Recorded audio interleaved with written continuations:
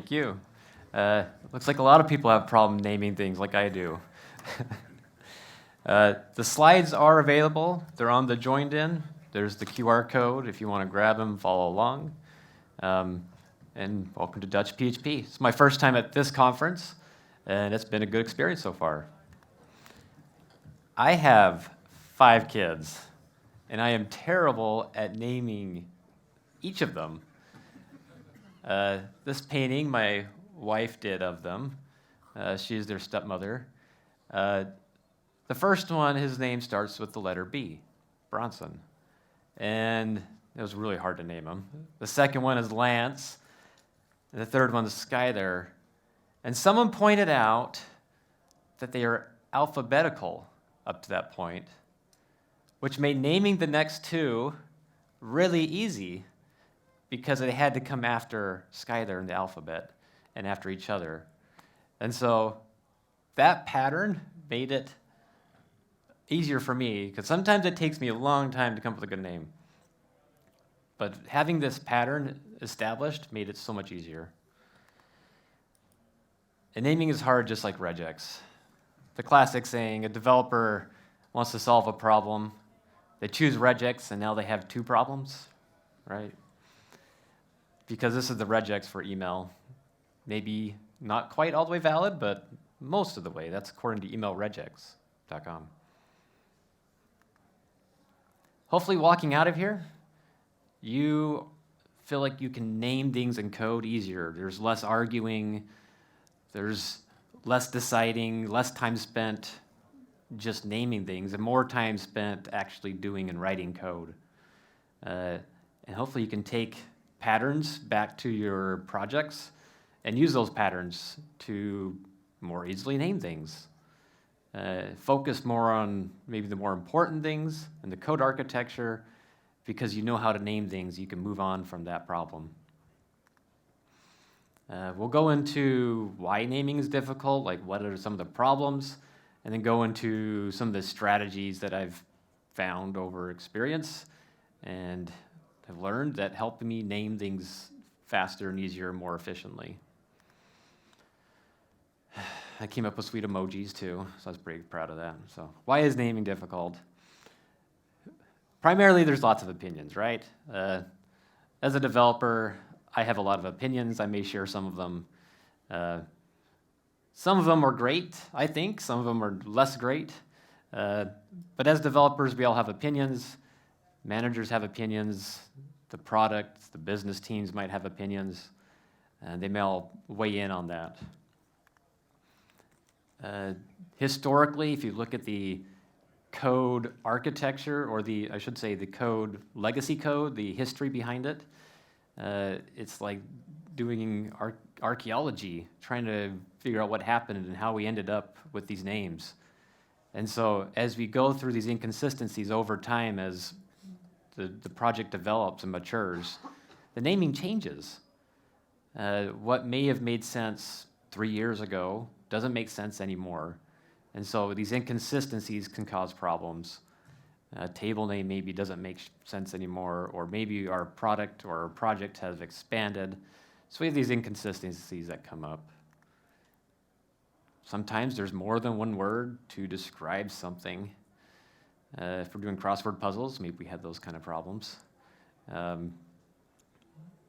we start looking for words, if you're writing poetry, right, you go look online so you can find other words that match. Indecisiveness, I've definitely ran into this. I know others have too. Considering the long-term impact that's going to have based on the name. Are we naming it right? Does this make sense? Will this be an effective use of time?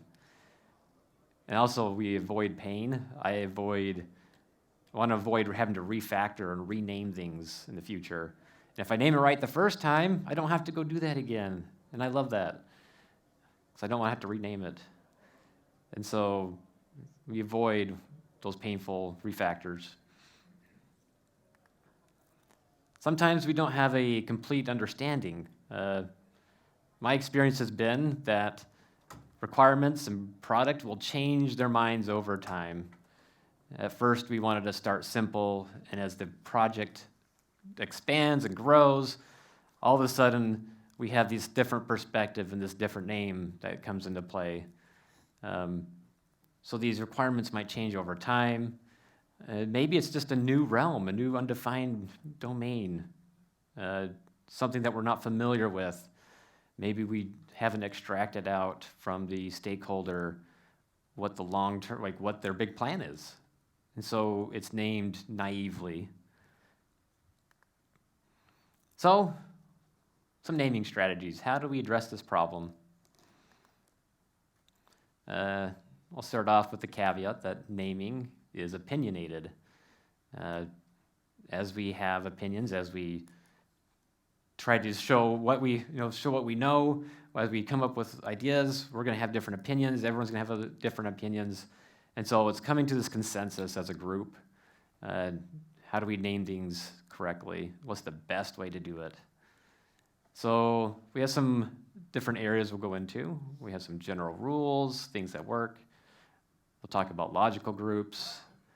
We'll touch on domain-driven design. We won't go terribly deep, but it's a paradigm I enjoy. We'll talk about indicators, coding standards, and some grammatical terminology. We'll have a little English or a grammar lesson here, which is not my forte, but we will go into that because it helps with naming. First rule of thumb I have is to ask someone on naming. I don't know all the answers, and that's okay. It's okay to ask. And so often if it's a bigger long-term naming problem, I will ask the questions because I want to get that named right. It's okay to argue, maybe not argue, but debate, constructive discussions about what is the long-term plan here? How can we name this correctly? I find it helpful to get input from different groups besides outside of development and come up with a consistent plan. So establishing a pattern. What patterns are we using? How are we naming things and coming up with those patterns? We'll go more into some patterns as we move along, but coming up with some patterns that work and that are consistent, that you can document as a team, will really help yourself and others come up with naming pattern, or comes up with names for whether that's local variables or table names or classes or whatever else we're doing in code. I personally love ice cream. It's one of my favorite treats. And so we're going to go with an ice cream example or theme here today. As a general rule, names should be clear. So the variable name ice cream cone. I know what that is. I know exactly what that is. I do not know what $C is. That could be cone or cream, or it could be cow. I don't know. Or ICC. It's an acronym. It's not clear what that is. And so I go with being more verbose and naming it clearly so I know exactly what it is when I come back, because in 2 weeks, I'm going to have no clue what the code I wrote was. I'm going to look at it and be like, oh boy, did I write that? Get blame. Oh, it's me. Variables should be concise. Code names should be concise. So sprinkles, that's pretty specific. It's sprinkles. I know exactly what that is. If it's named colorful, tasty, delicious sprinkles on ice cream, that's too wordy. I don't want to have to copy and paste that 100 times. Keeping it clear and concise really helps with making progress, with making clean code. You can keep within your width that you want to keep in. Super helpful. Just try not to go overboard on the naming. And accurate. Caramel, my favorite topping. Syrup, to me, is too vague. If it's caramel, name it caramel, or caramel, or whatever your preferred wording is. And liquid topping, well, if it's a liquid topping, go ahead and name it that, but if it's caramel, name it caramel. so that we can know exactly what it is when we come back to it.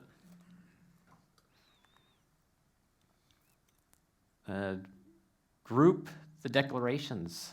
So for example, at the top of a class, have the class properties together and the class constants and whatever else. Names, put those together so that it's clear and up top of the class, so that it's easy to find, easy to, as you're coming into a class, looking into it, you can know and understand what the terms are used and get an idea for what's going to be happening inside that class.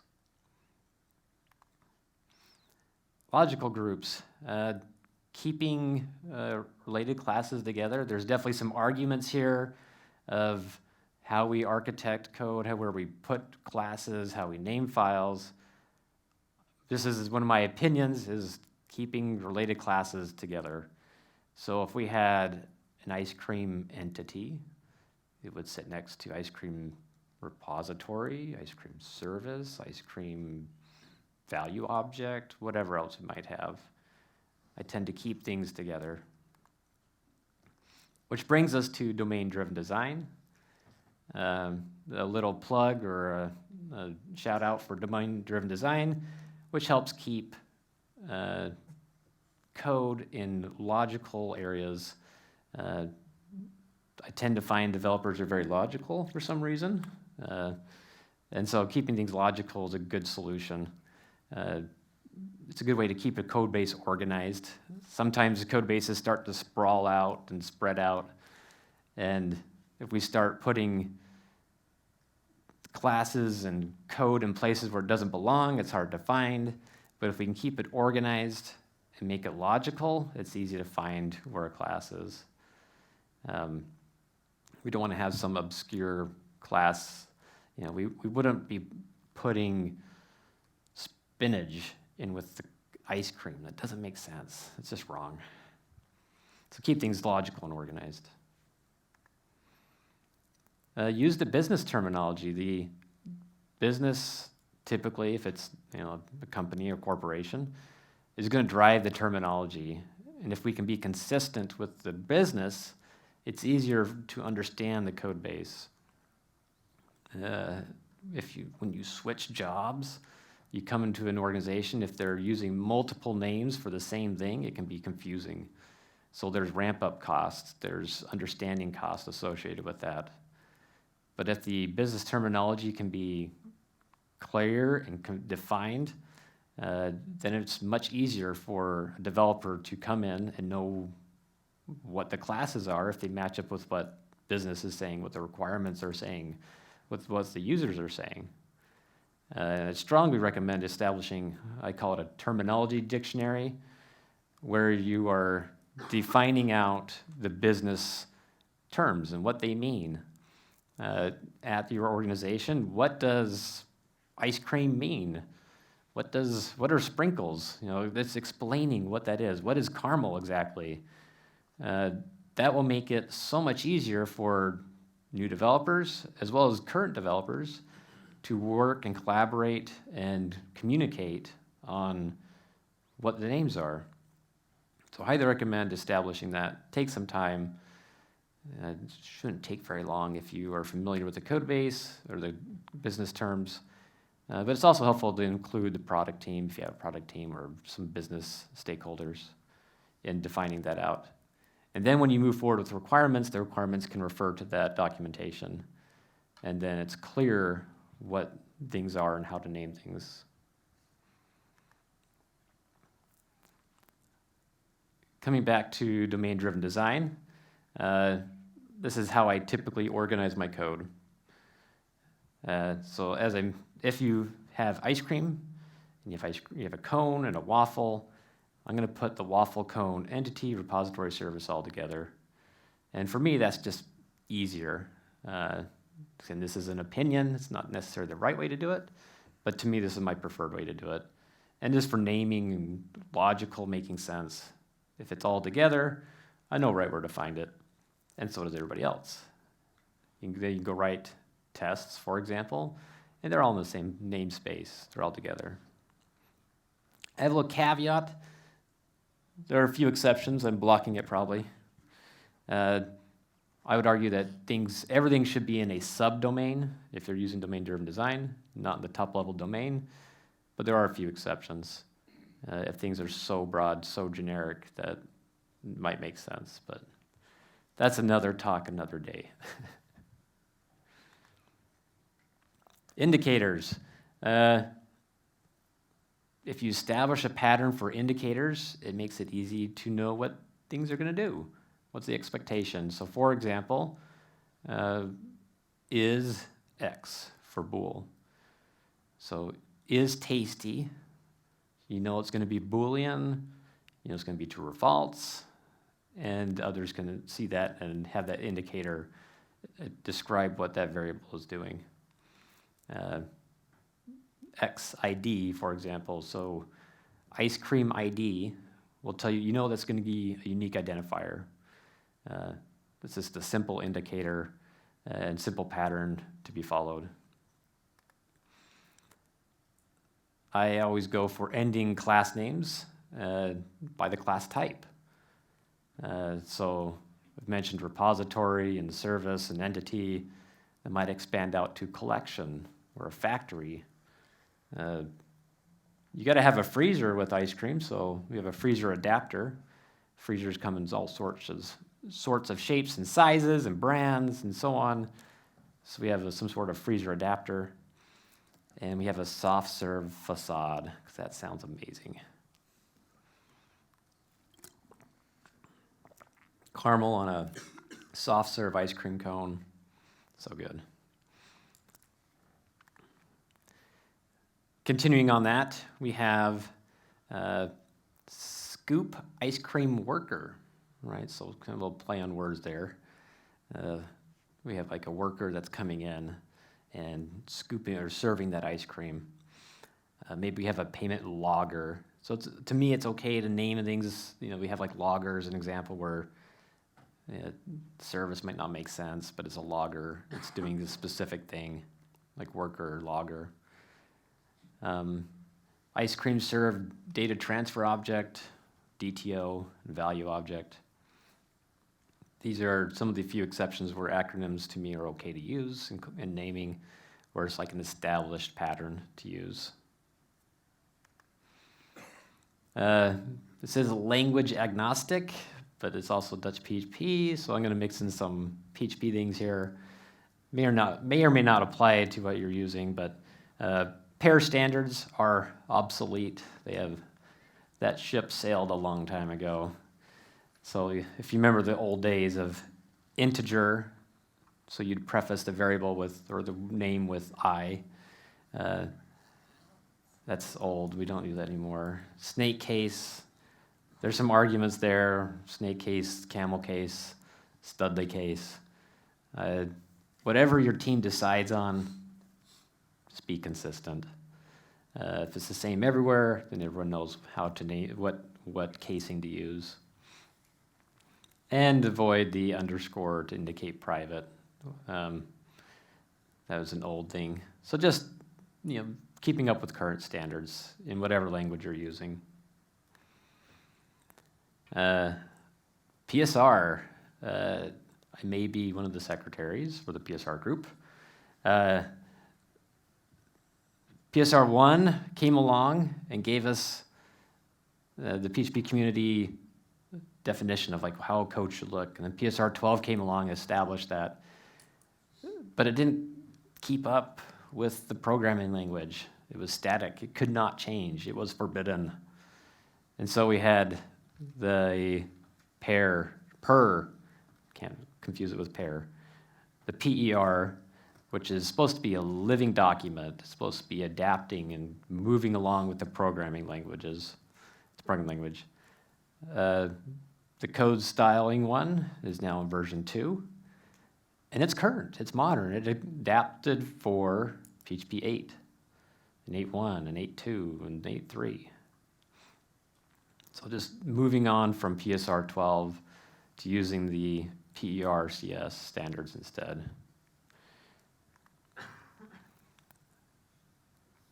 Coding standards-wise, also using for example, an interface, an abstract, having it at the end of the class. Following is that type of established pattern to name whatever you need to name. So we have a bowl interface. We have an ice cream abstract. These are all tasty things. I just want to go eat some ice cream. Maybe I'll have ice cream on pancakes tonight for dinner. Coding standards. This ice cream flavor, this is an example of, let's say, just a camel case. Grammatical terminology. This is not my forte. I'm not an English teacher. I did pretty bad at English, maybe. I don't know. Noun is a person, place, or thing. So emojis always help with things. So we have ice cream. We have the venue here where we're at. That's a noun. An adjective, it modifies or describes a noun. So I like to run. I like to think I run fast. Maybe not, though, because I saw a guy zip past me this morning. It was cold. It wasn't too cold, so we were describing things, these nouns. Verbs, action. Development world, insert, update, right? Our CRUD, or create, insert, update, delete, comes into play. So taking those terminologies with this noun, adjective, verb, then we move on to naming functions. So typically, we want to name it as verb, noun. So insert ice cream into my mouth. Handle request, right? It might be a typical one. Run command. So we have these verbs and nouns. We might be throwing some adjectives in there because it's amazing. But that's pretty typical for how we want to name things. Some other ideas and concepts and naming. Are there other naming strategies? How do we handle different terminology? As I mentioned, terminology can change over time, and we just need to be adaptive to that. But it makes it hard for folks who want to go refactor it. I find refactoring is expensive, and so avoiding it at all cost. And when to rename factor things as is, how do we resolve the differences? This is beyond what we're going to talk about here, but being rational, being reasonable, and keeping these patterns really help solve these problems when they come up, when these kind of questions come up. But we went over some questions like why it's hard. Hopefully that gives us the perspective why it's a problem. And then we talked about these different naming strategies. So, I encourage you to talk with others, talk with your teammates, talk with people in your project you're working on, talk across the teams to get ideas of how to answer these problems. Come up with these established patterns, document these patterns, because that makes it easier for others to work together when we're able to communicate. And look to the community. Look for the best practices. Look for standards, coding standards, and follow those standards. There's all sorts of automation tools that will help with following those standards. And so when we keep with those standards directly, then it's easier to use these community tools. That's my talk. So thank you.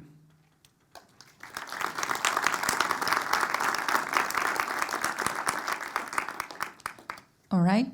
Before we take off, after this delicious talk, and enjoy a lunch, we have a bit of time for questions, if there are any. Did you raise your hand? Yeah. Oh, sorry. Little bit of a strategy question. What's your thought about, for instance, you had Scoop Ice Cream Worker. Why use that instead of, for instance, Ice Cream Scooper? Yeah, for that one, that's a good question. I use the worker example because it's the type that it's running with, so I keep the types on there, if it makes sense. Sometimes it doesn't, but like worker, logger, handler, those kind of terminology ones to give an indicator of what it's doing. Good question. All right. And over there. Hi, yeah, thanks for the talk. So in our code base, which is about 15 years old, we have this one term where we just picked the wrong term very, very early in development. We use the term mask because the user interface now calls it a field set. You can build your own forms, or our users can. I would really like to rename this, but it's all over the place. We not only have the class mask, we have your services repository, URL parameters. It's all over the place. And one reason for not starting just to rename stuff is because that would be inconsistent for at least a year. So what would you prefer as a strategy? Start doing it or keep it consistent and just stick with a shitty name? I've run into the exact problem multiple times. On the data dictionary, the terminology dictionary, I start with documenting what the alternative terms are so that it's clear and communicated, this thing also means this thing. And the business says this is what the code base says. You have to do a risk analysis too of whether it's worth doing the refactoring. How much will that cost to change the name? And does it matter enough to change it? So there's no set answer on that one, other than doing that risk analysis, determining if it's worth the risk to make the change.